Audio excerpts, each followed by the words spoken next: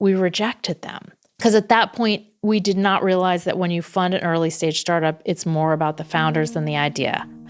But I distinctly remember how much I just enjoyed talking to them. And then the next Monday, Paul reached out to them and was like, we really liked you guys. Do you think we could maybe brainstorm a new idea? And they literally got off the train in Connecticut and got back on a train to Boston. And they came up with the idea for Reddit then, and they were in our batch. Welcome to Leap Forward, a show about founders and the people who believed in them before anyone else. I'm David Rosenko, and for this first episode, a person who's given so many founders their start. I'm Jessica Livingston. I'm a co-founder at Y Combinator. I wanted to start this series with Jessica because she's not only been pivotal in my life, but in the lives of so many other founders. So far, YC's launched over 5,000 companies worth almost $1 trillion. And this time, I wanted to hear her origin story. I first met Jessica in 2006 in a 15-minute interview when my startup, Weebly, got accepted into YC. But there was someone else in the interview that day who I also wanted to talk to help us fill in the story. Someone who could speak to Jessica's role better than anyone else. I'm Paul Graham, and I'm Jessica Livingston's husband. What do you think people sometimes miss about what Jessica's contributed to YC? Oh my God, they miss everything. There's so many copies of YC now. But why can't they reproduce the magic? Because they don't have Jessica, or they have someone they hired to be a Jessica, right? But it's not the same. Today, the story behind the magic of Y Combinator.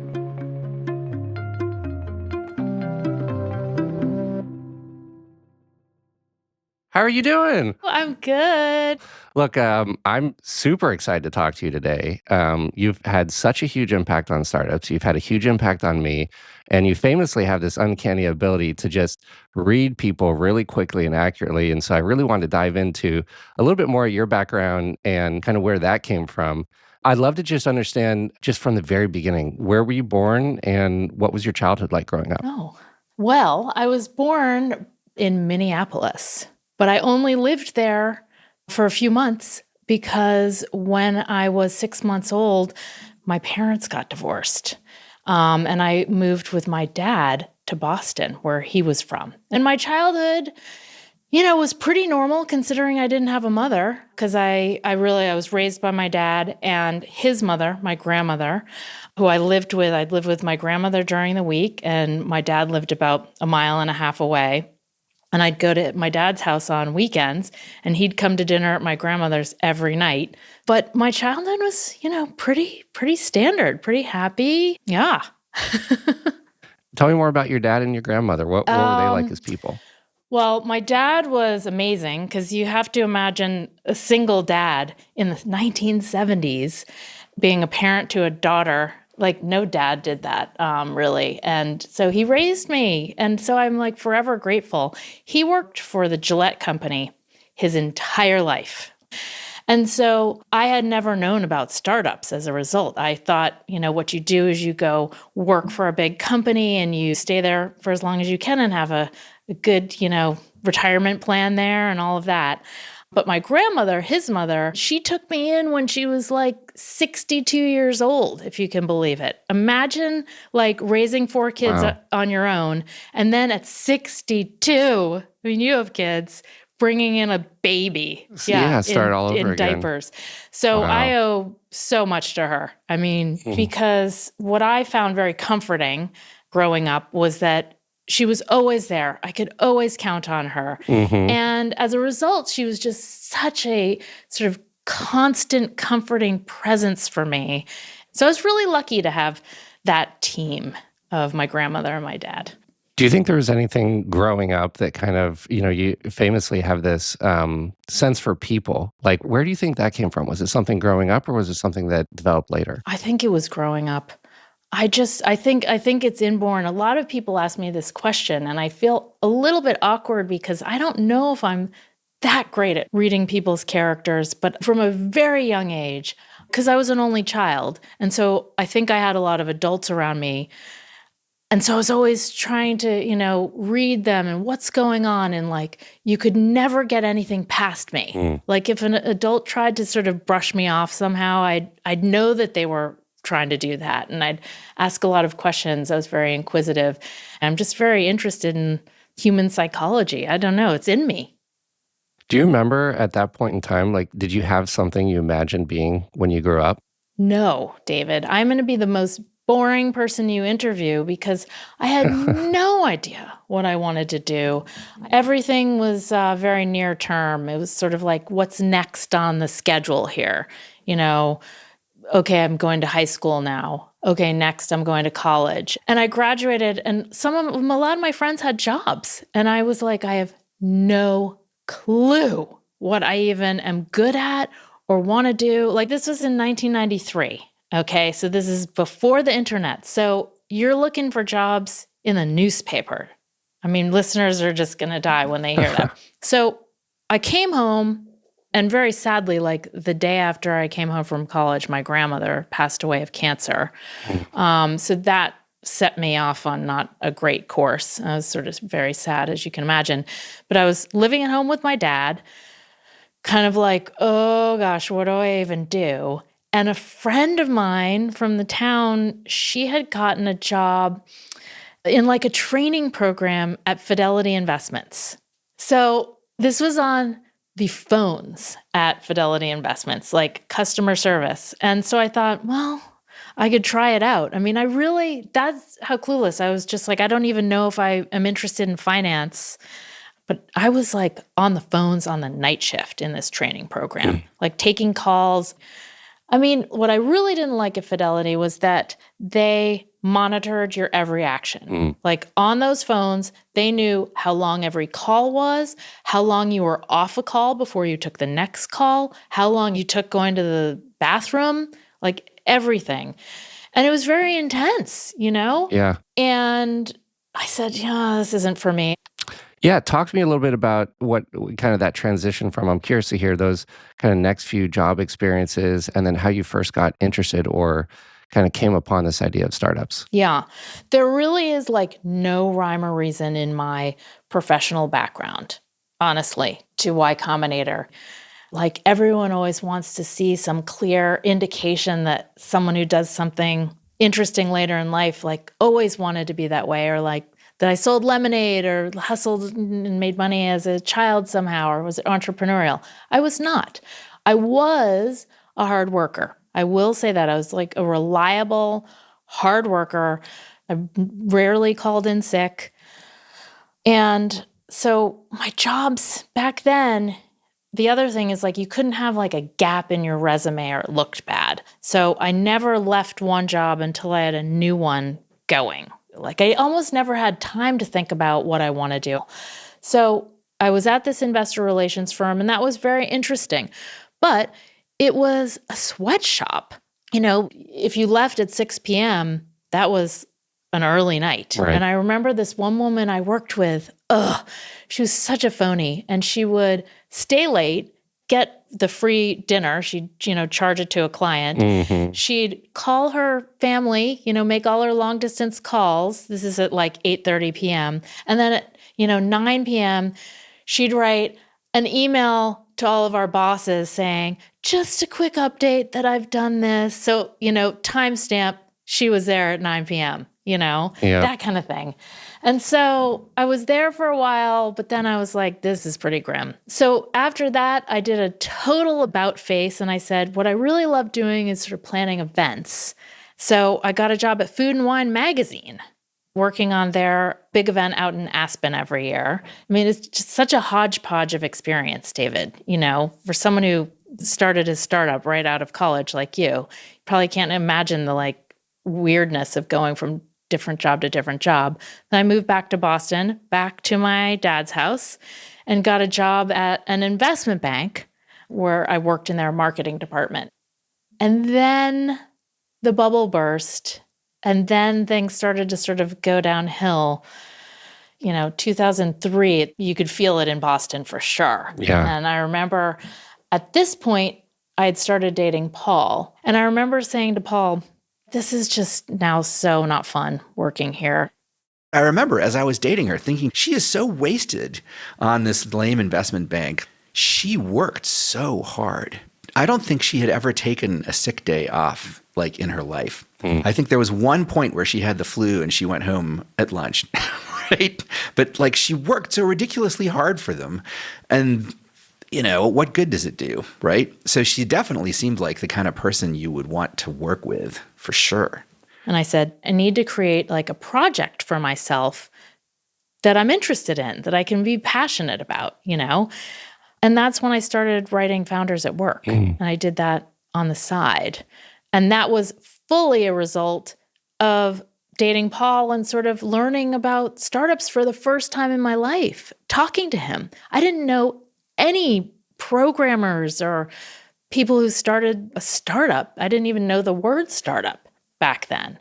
Do you remember from your perspective how she first got interested in startups? I think it was from talking to me and all my friends because, Robert and Trevor and other people we knew had all been involved with startups. And so talking to us, it seemed like everything was much more random and chaotic and irresponsible. There was clearly something there that you could go and start a company to do something, where back in the days when starting a company meant having a factory, that was not so easy, right? And now just a couple of people in a room with laptops could do it. And so meeting Paul and his friends, it was very interesting to me, and I became really fascinated by it. And I read Jerry Kaplan's book, Startup. I was hooked. We'll be right back.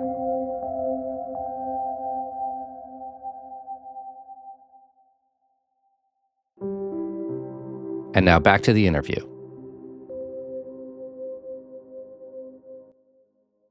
It sounds like startups. I mean, the way that you describe your early work experience, you learned a lot that you eventually brought to Y Combinator, but you also learned some of the stuff that you didn't like people being phony and that corporate work environment. And it sounds like when you found startups, that was kind of like almost the big reveal. Well, here's one of the things that really struck me about startups. What I loved about startups, as opposed to when I worked at the investment bank. At the investment bank, on the pecking order, like the marketing group was so far down. And as a result, a lot of people, you get treated not super great by some people who, I was told you don't even deserve to work here in a bad market. They shouldn't even have a marketing department, in bad times. And it's sort of demoralizing when people are not that nice to you. For sure. And what I noticed, though, was like a lot of these people who weren't that nice were also just mediocre sort of players, not that good at what they did.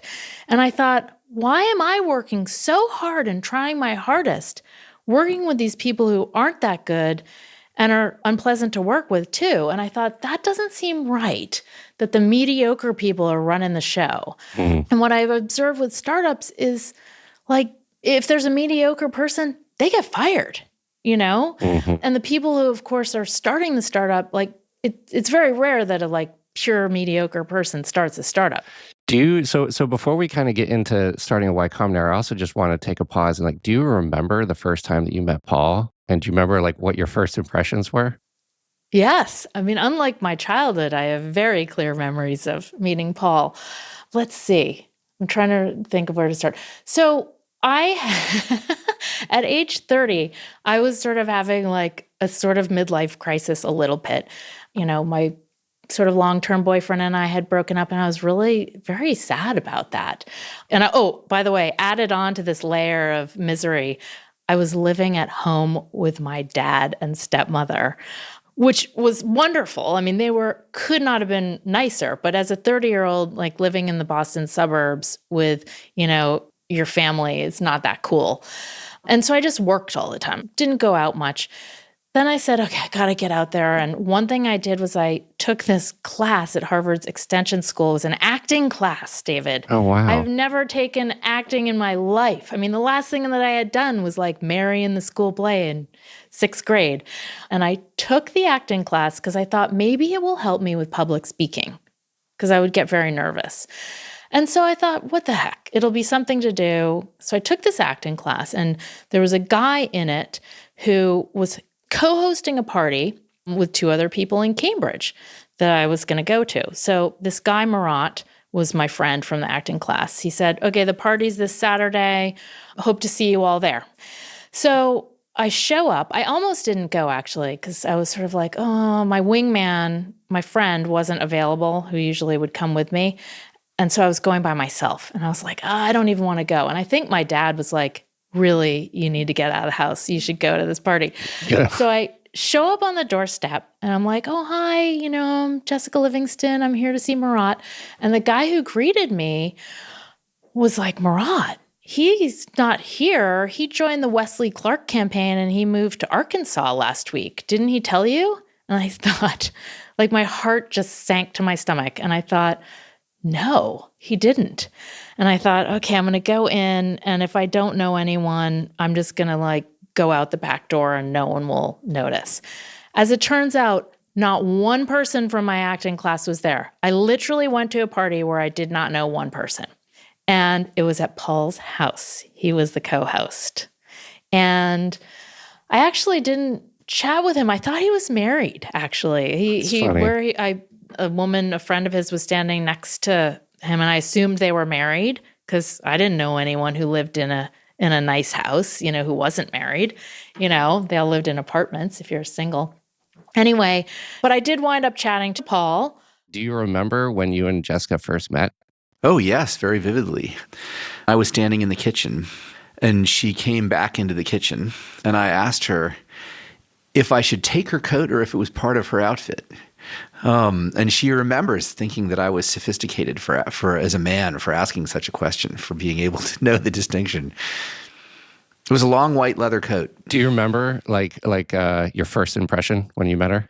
Well, I remember she told me an idea of mine was stupid. I have this domain, factomat.com, that I've been sort of vaguely planning to use for a sort of encyclopedia of plausible but fake lies, so that people would like search for it and then repeat the lies, like Ulysses S. Grant had a wooden leg or something like that. And like just about plausible, right? And she said she thought it was a stupid idea. So I was impressed that she stood up to me about that. I still haven't done it, but I thought she seemed happy. She smiled a lot. And then he asked me out. He got my email from the third co-host and he asked me out on Monday. And we went out on a date that weekend. And that was it. And so it sounds like you kind of got immersed in this group of, startup optimism. I mean, that was post.com days. There was a huge amount of skepticism back then. I mean, I remember this .com hangover was real, but somehow you guys decided like, no, we really, love this idea of startups. And where did the idea come from to say, hey, maybe we should start something to help startups? Yeah, well, that's another part of the story of our relationship, because I think I mentioned that I was kind of getting bored at the investment bank and I was working on this book, Founders at Work, on the side.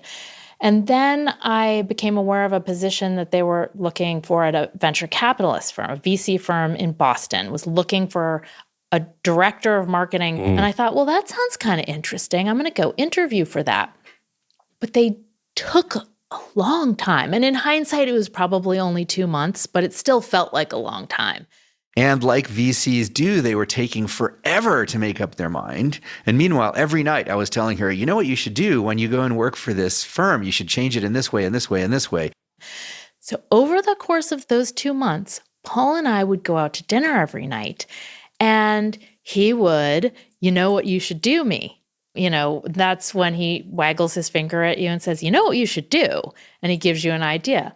And he would just tell me all about, the VC industry is broken. They want to give, $5-10 million to a company when really all you need to do is pay the rent. It was getting much cheaper to start a startup because this is in 2004. You really, if you were a programmer, you kind of just needed a laptop to start, a software company. Right. So it's getting cheaper. In Boston especially, there was no way to get funding except to go to VCs, which again, really wanted to invest large sums of money, and you had to have a business plan. But Paul really felt like there was this huge untapped source of programmers who could start startups if someone helped them along at the earliest stages, because he had been helped that way when he was getting started with ViaWeb. There was a guy in Boston who's a friend of his, and he was a lawyer by trade. So he not only provided their first $10,000 of funding, but he also filled out all the legal paperwork and incorporated them. And, Paul was like, wow, that's amazing. And that's all that they needed to get started to test their idea. That's the thing. You don't need $10 million. You need, back then you only needed a small amount to live, and then you can get funding. We made the thing that we wished had existed when we were doing our startup, ViaWeb. We wished there had been somewhere where we could get a small amount of money without too much trouble and advice about how to start a startup because we knew nothing. We knew that there would be a need for something like this because we had needed it. So we would talk for hours and hours about how this ecosystem could be improved and how you could do a lot of events to bring people together, to educate them. Because remember, back in 2004, there wasn't that much information on startups. It was not a thing. So this was going on in the background. The VC was, taking some time to decide. And Paul, one night, we were out at dinner, and I think we were walking home. And he was like, oh, fuck it. Let's just start our own thing. I remember the exact point on the sidewalk in Cambridge where we decided to do this because it was a large amount of money at the time. But I said, I forget exactly what it was, but maybe $100,000 or something like that. It seemed like a lot at the time. And I said, you know what? I'll put up the money for this and you can work for it and we'll just start our own. And so he thought, if Jessica and I start our own investment gig, I'll work with the startup on their ideas and Jessica will, run everything else. And that's kind of how the seed started. More after the break.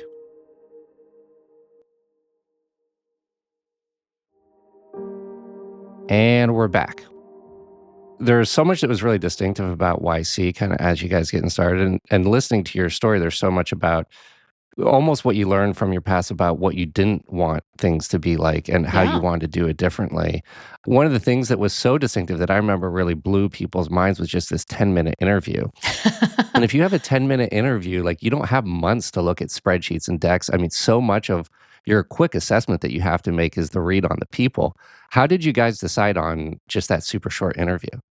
Well, a lot of what we did was we tried something out and we improved upon it. So Paul also had a bunch of other very important ideas. In addition to only giving small amounts of funding, he also said, you can't drag the fundraising process on for, weeks and months. And I agreed. You got to meet with someone and decide then if you want to invest. Because the longer an investor can drag out the process, the more information that they have on that startup. So they're always motivated to drag out that process.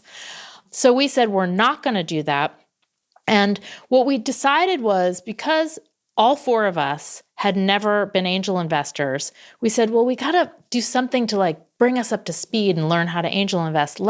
This summer, we'll start off we'll fund a couple at the same time. And then we called a bunch of people to come interview. And that was the thing. I think interviews were at least 30 minutes back then, David. Oh. Possibly 45 minutes. I can't remember. But after the first day, we said, you do not need 45 minutes at this stage. We knew 5 minutes into the interview, whether they were a yes or a no. And so the rest was just sort of painfully long. And, Paul's a pretty impatient person. So it just didn't make sense to sit there for 45 minutes. Do you have any kind of memories from those really early interviews? Well, I do. I mean, I remember with Steve and Alexis, they had come up from UVA. Paul had met them at the How to Start a Startup talk at Harvard. They had taken the train up to see him give that talk and then applied to Y Combinator. And they were doing this idea, it was ordering food on your cell phone. Go figure. But it was 10 years too early, or maybe not 10 years, but, it was a few years too early for that idea. Because this is before smartphones were even around. And they, of course, had no connections to any food companies. They're like, you can walk into McDonald's having ordered your food and just pick it up. And we thought, great idea, but we just don't see this happening. So we rejected them. But I remember I loved them. I just thought that they were just so earnest. I mean, Alexis is obviously so charismatic. And it was just, we loved talking to them, and we were impressed with them because their idea, even though it was a few years too early, it was a good idea ultimately, but we rejected them.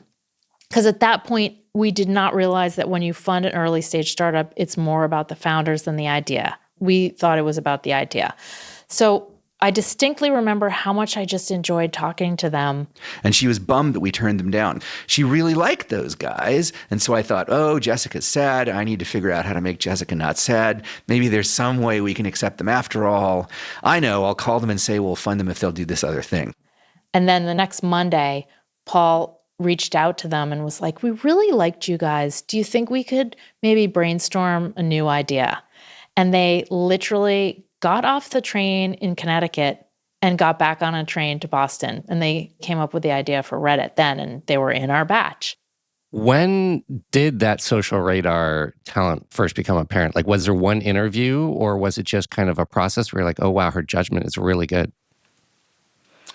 During the first round of interviews, we went into it thinking that Jessica would just be almost like a clerical worker or something like that in the interviews, because me and Robert and Trevor were the experts, and we were going to interview these guys and decide if we were going to fund them or not, right? And Jessica was sitting there like almost like keeping track of who they were and going to get the next one, right? And in the course of the interviews, we found we were like starting to like listen to her opinion a lot. So the first set of interviews, and that was, I suppose, when I realized that she was the social radar too. Because she would look at these people and say, these guys are good. I don't like these ones, So much of what makes YC was these like short 10-minute interviews where you had your read on people. It was the events. I really remember just how warm and nurturing of an environment it was for a smart young founder that was kind of stepping away and doing something interesting. And then also just, I think a lot of what you really brought is also that nurturing element. I mean, how much of that was planned from the get-go, or how much of that was just kind of follow what felt right and what you learned from your past in terms of what you didn't want things to be like? Yeah, that was all just play it by ear and do what feels right. I was very nurturing. And this was, before I had my own children, I had so much energy to focus on others. And I really did treat these people we funded like my kids sometimes. I mean, we would take them out to dinner. I would talk to them about, oh, you've just broken up with your boyfriend or girlfriend, I'm so sorry, what happened? I'd check on that. Like, I really genuinely cared. I really did. I mean, it got hard to do as we funded more and more people, but in the first few batches, there were 8 startups, there weren't that many people.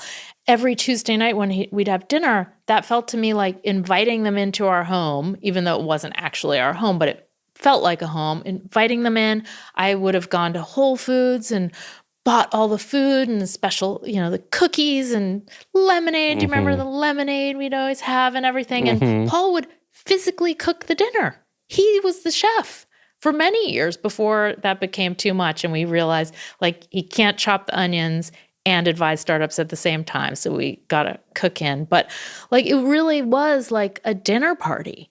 And we did care. And we were not ever doing it specifically for the money. It was more doing it to see if it worked. Do you know what I mean? Obviously, we wanted to make money because we couldn't keep going if we didn't make money. But that's not what drove us. It sounds so cheesy to say that, but it is true. It was just the natural sort of thing we would have done.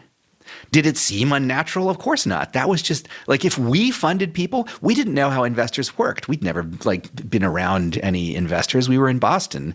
And so we just did what seemed natural to us. And it was in fact very different from the way things had been done previously, but we didn't even know how different. It just seemed natural to us to act the way we did. Like we weren't like acting nice to you guys to, in order to manipulate you, right? We were just being nice. It's such a critical component, and it's just so interesting how, her experience with planning events is a critical part of what made YC YC. Yeah. And if you think of what YC is like, it's just all a bunch of events, isn't it? Right? What do you do in YC? You have to decide who to fund. And then during the batch is just a bunch of events. There's the dinners, there's demo day, which is just an event. Startup school is an event. YC like consists of events. And so it just turned out, I didn't really realize it at the time, but as essentially a professional event organizer, she had the perfect expertise. Plus, being the social radar, she was the perfect person to do the first part too, which is deciding who to pick. So it was luck. It was luck. She just turned out to be the perfect person for this. What do you think people sometimes miss about what Jessica's contributed to YC? Oh my God, they miss everything. YC feels like a family when you go there, which is very different from anything that could be produced by VCs, right? Without being super creepy. And it's like a family, the dinners and the batch, and she's the mom. So what could be more important than that? She's the one who makes it feel like a family. And even now, people copy YC and they don't get that, right? Like, so there's so many copies of YC now. But why can't they reproduce the magic? Because they don't have Jessica, or they have someone they hired to be a Jessica, right? But it's not the same. I mean, paint a picture of what do you think YC would have been without Jessica? It wouldn't have existed. It wouldn't have existed. I would never have thought of starting it without her. I mean, someone said, almost insultingly, like Paul Graham started Y Combinator to give his girlfriend a job. In a sense, it was true, because she was applying for a job at this place that was going to waste her and ignore her, just like her current employer did. And I thought, she's so good, we should start our own and she can work for that one instead. But I wouldn't have started it otherwise.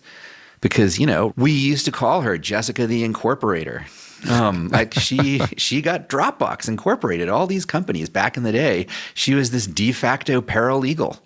She's very organized about shit like that, which is good because neither me nor Robert nor Trevor are.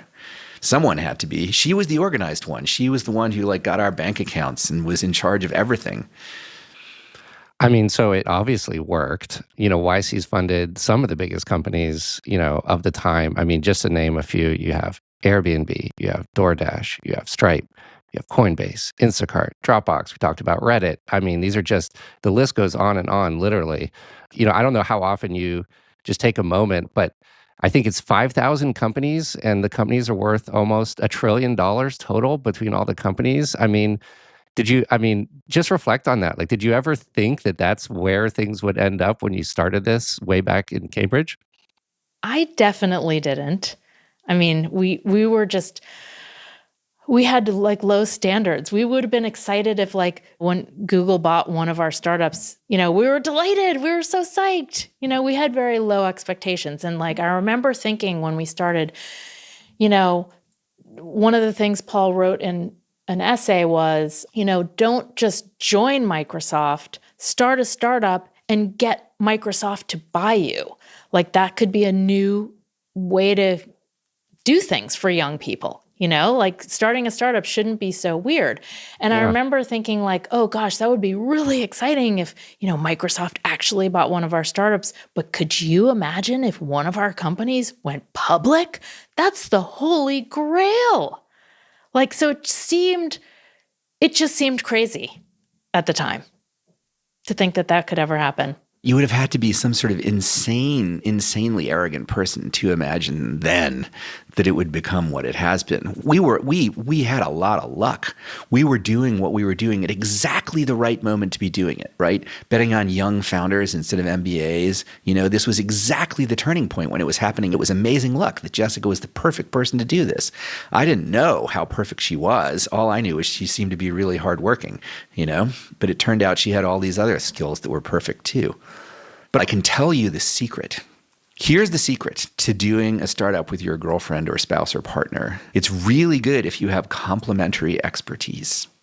So Jessica and I, Jessica is a really good judge of character. I'm a terrible judge of character. Everybody tricks me.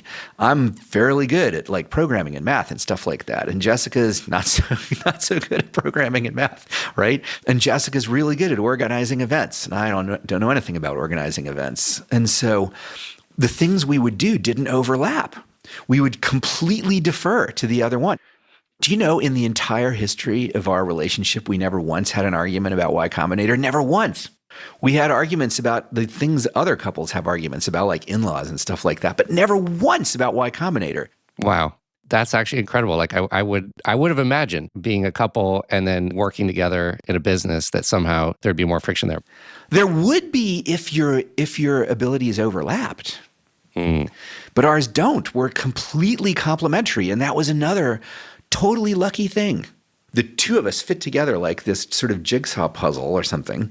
And the resulting shape was the perfect thing to run something like that.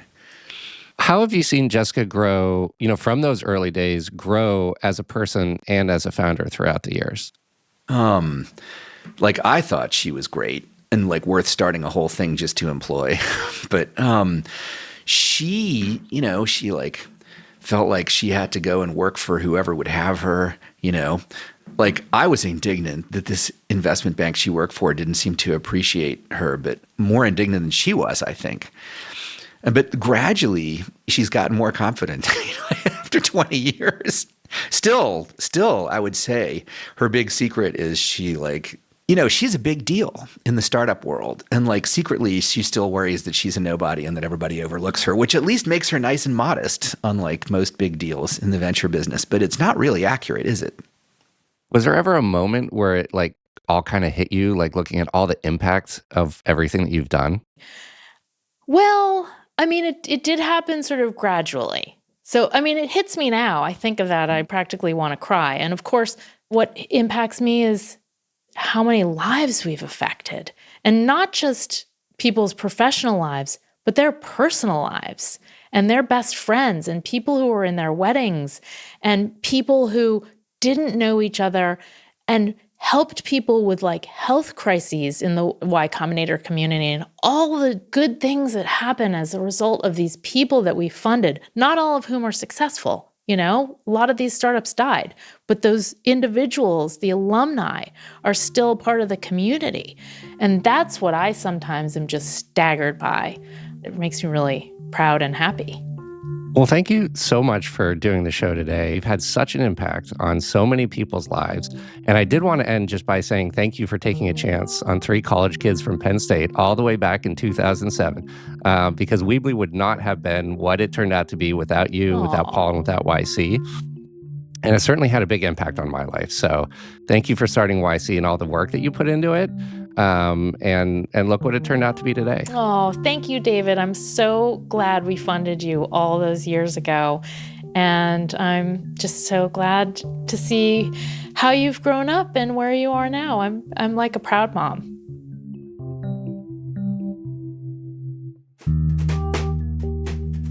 This podcast is brought to you by Leap Forward Ventures, an investor in early stage startups. If you like the show, the number one thing you'll want to do is sign up to get notified when we release new episodes that includes transcripts and key takeaways from each story. Head to leapforward.fm to sign up.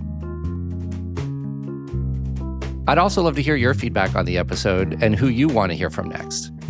Just shoot us a text at 415-915-3050 to get in touch. This episode was produced by Theo Balcom and Kim Naderfane-Petersa. Craig Ellie is our engineer. Reese Lodano made our cover art. Music is by Jim Brunberg and Ben Landsverk of Wonderly. I'm David Rosenko, and this is the Leap Forward podcast. See you next episode. She has a bunch of nicknames. Detective Livingston, for example. It's disconcerting to live with her because anything that's off or strange or different than you'd expect, she notices and digs in like the strangest things. You leave some random piece of junk in the bathroom and she's like, what's this? Why is this here? And so you could imagine how useful that would be in judging startups, right?